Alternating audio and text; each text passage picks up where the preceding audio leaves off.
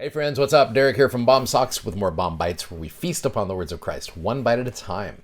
So I want to start with kind of an odd question for today. Do you think Jesus had a favorite Isaiah chapter? I really think he did. This is just my own opinion, but I really think he did. When he came to the Nephites in 3rd Nephi, he quotes a chapter of Isaiah.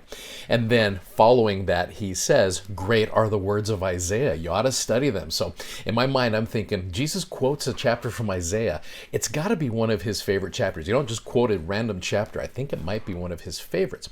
So it's found in 3rd Nephi 22, which is actually in Isaiah. It is Isaiah chapter 54. And so I really think that this might be Jesus's favorite chapter because it shows how Jesus Christ feels about you and I.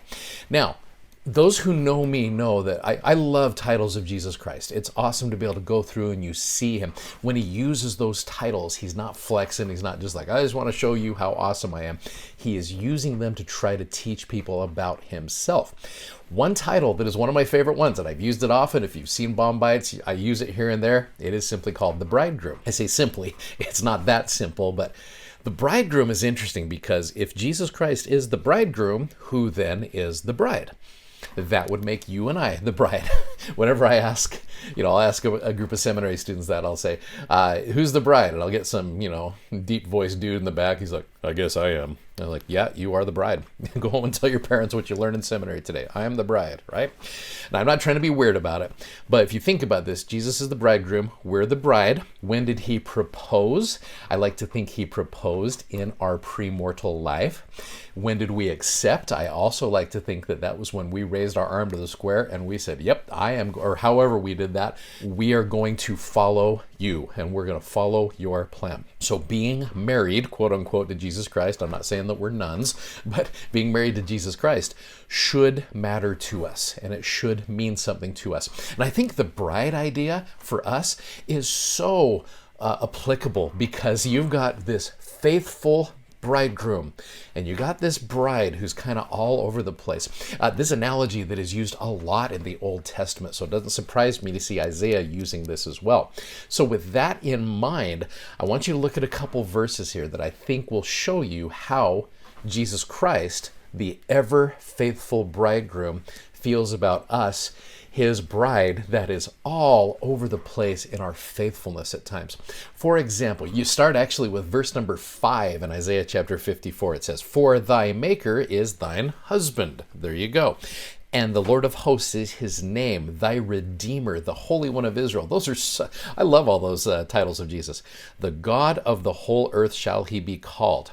Verse 6, for the Lord hath called thee as a woman, forsaken and grieved in spirit, and a wife of youth. You think of a wife of youth. Youth generally are a little bit more reckless and a little less focused on things.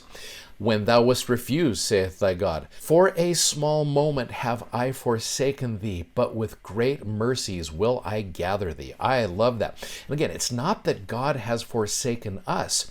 It's that we have gone away from him. I use this analogy a lot as well. Like, here's the faithful bridegroom, and we're the bride who is all over the place, right? For a small moment have I forsaken thee, but with great mercies will I gather thee.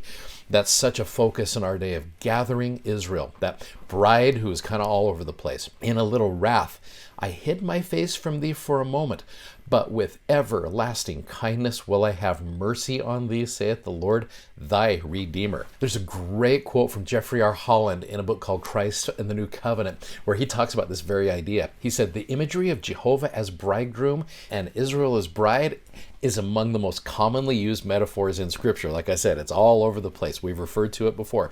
Being used by the Lord and his prophets to describe the relationship between deity and the children of the covenant. Christ has on occasion been rightfully angry with backsliding Israel. We're going to see that phrase here in a couple weeks. But that has always been brief and temporary, a small moment, like we just read.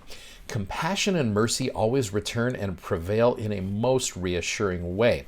Now, verse number 10, Elder Holland starts quoting this. This is verse 10 of Isaiah chapter 54. For the mountains shall depart and the hills be removed, but my kindness shall not depart from thee, neither shall the covenant of my peace be removed, saith the Lord that hath mercy on thee. Elder Holland says there, He has sworn with a heavenly oath that he will not be wroth with them forever. And I love that idea. It's like we're all over the place, and there is anger, and it is rightful, and it is perfect, combined with love and compassion and eternal perspective. All of that. Verse 11 is kind of cool. O thou afflicted, tossed with tempest, and not comforted. Behold, I will lay thy stones with fair colors, and lay thy foundations with sapphires. And I will make thy windows of agates, and thy gates of carbuncles, and thy borders of pleasant stones.